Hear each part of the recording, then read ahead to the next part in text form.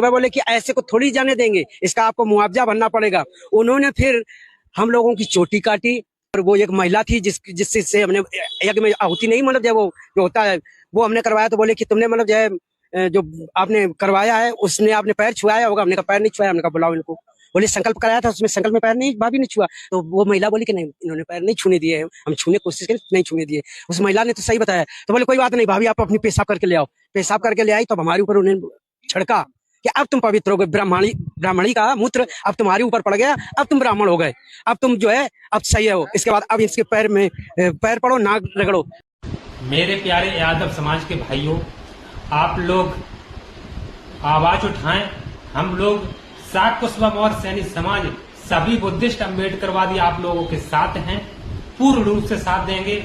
आप आवाज उठाएं और इन ढोंगी पाखंडी मनवादियों को अपने यहाँ बुलाना बंद कर दें। ये मैं आप लोगों से अनुरोध करता हूँ, आग्रह करता हूँ। अभी भी समय है, सुधर जाइए आप लोग, नहीं तो आज संत सिंह का नंबर आया है, मुकुटमणि जी का नंबर आया है, हो सकता है कल किसी दूसरे कथावाचक का नंबर हो सकता है परसों किसी तीसरे कथावाचक का नंबर हो सकता है कभी भी किसी का नंबर आ सकता है, कभी भी अपमान का सामना करना पड़ सकता है। इसलिए समय है, सुधर जाइए। आप लोगों ने बहुत ज्यादा ब्राह्मणवाद को बढ़ावा दिया है, इसलिए अभी भी वक्त है, अपने महापुरुषों की विचारधारा पर चलने की कोशिश करिएगा। ललित सिंह यादव जी की विचारधारा को फॉलो करिए, उनके विचारों पर चलने की कोशिश करिए, उनके विचारों को समझिए। आप जानिए कि हमारे महापुरुषों ने हमारे प्रति क्या किया है। आप जागरूक होइए। आप कथावाचक हैं, अच्छी बात है, लेकिन मान सम्मान स्वाभिमान सबको प्यारा है। इसलिए आवाज उठाइए, इन ढोंगी पोंगा पंडितों को अपने यहाँ बुलाना बंद कर दीजिए। अपने यहाँ जो काम होते हैं उनमें बुलाना बंद कर दीजिए। अपने यहाँ जो बच्चों का नामकरण संस्कार होता है इनको बुलाना बंद कर दीजिए। इनको दान दक्षिणा देना बिल्कुल बंद कर दीजिए। ब्याह शादी होती है, आज के समय में सभी लोग पढ़े लिखे लोग हैं, ब्याह शादी हर समाज का व्यक्ति अपने समाज के लोगों का शादी ब्याह करा सकता है। इतनी नॉलेज सबको है, सबको इस बात का ज्ञान है। ऐसा नहीं है कि बिना पंडित और पुरोहितों के कोई काम नहीं होगा। इन पंडित पुरोहितों को दूर करिए, अपने घर से बहिष्कार कर दीजिए, इनको बुलाना बंद कर दीजिए। इनकी अकल ठिकाने लग जाएगी। मंदिरों में जो चढ़ावा चढ़ाते हो इनको दान दक्षिणा देना बंद कर दीजिए, ये रोड पर आ जाएंगे। ये मैं बहुत ही अच्छी तरीके से कहता हूं, मैं पूर्ण रूप से ये बात कहता हूं, जब ये रोड पे आएंगे तब इनकी अकल ठिकाने आएगी कि हम मानव में क्यों व्यवहार करते थे, मानव में क्यों भेदभाव करते थे, इंसान को इंसान नहीं समझते थे, इंसान को नीच समझते थे, जानवर से भी बदतर समझते थे। इनकी बुद्धि ठिकाने लगानी है। अभी सत्ता का इनके ऊपर नशा चढ़ा हुआ है, इनके अंदर इंसान के प्रति नफरत भरी हुई है। ये नफरत निकालनी होगी। ये नफरत तभी इनके दिलों से निकलेगी जब हम इनको बुलाना बंद कर देंगे, इनका बहिष्कार कर देंगे। हमारा आप सभी से अनुरोध है, वीडियो को ज्यादा ज्यादा शेयर करें और इन पोंगा पंडितों को बुलाना बंद करें। धन्यवाद। कोई भागवत कथा सुन नहीं सकता, ले आए सरकार भारतीय जनता पार्टी के लोग कानून क्यों नहीं लाते? आखिरकार ये पूछी सोची समझी साजिश और षड्यंत्र के तहत हुआ है। क्या आप किसी के आज के समय बाल काट दोगे? आप उसकी चुटिया काट दोगे? सोचो चुटिया से कितना सम्मान होता है और चुटिया से कितना इमोशनल लगाव होता है। हमारे साथी लोग चुटिया रखते होंगे तो अगर उनसे पूछो तो कहते हैं 4 साल की हो गई, 8 साल की हो गई, 10 साल की हो गई।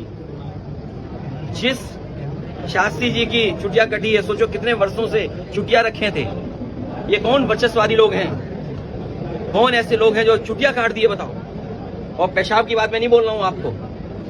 हमें खुद बुरा लगता है कि आज के समय पर जब भारतीय जनता पार्टी सपना दिखा रही है विकसित भारत का, सपना दिखा रही है हम विश्व गुरु बन जाएंगे, सपना दिखाते हैं कि ट्रम्प भी उनका कहना मानते हैं, तब बताओ हमारे समाज में ये घटनाएं हो रही हो। और एक जगह नहीं, उत्तर प्रदेश में तमाम जगह ऐसी घटनाएं हमने देखी हैं और सब बीजेपी की सरकार में हो रही हैं। पेशाब को पिला देना, पेशाब डाल देना, पेशाब से आपको शुद्ध कर देना, और वो गोबर वाली बातें तो आप सब जानते हो। ये खुद ही कहते हैं कि पीजिए इससे बीमारी ठीक हो जाएगी। कथा वाचन को जिन्होंने भावना की जगह व्यवसाय बना लिया है, व्यवसाय बनाने वाले लोग हमारे इटावा कथा वाचन पीढ़ी अपमान कांड उन्हीं कुछ प्रभुत्ववादी और वर्चस्ववादी की वजह से घटित हुआ है। अगर पीड़ित समाज के इन लोगों को इतना ही परहेज है तो घोषित कर दें कि परंपरागत रूप से कथा कहने वाले वर्चस्ववादी पीडीए समाज द्वारा दिया गया चढ़ावा, चंदा, दान, दक्षिणा कभी स्वीकार नहीं करेंगे।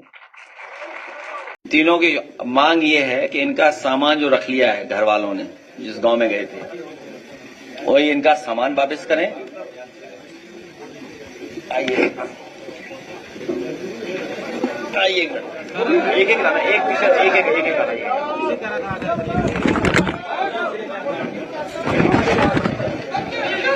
ये बेचारा आंख से नहीं रहा, इसको भी मारा, कठेरिया को।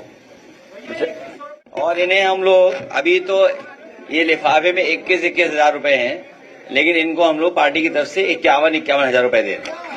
आइए आइए आ गया लो, ठीक था।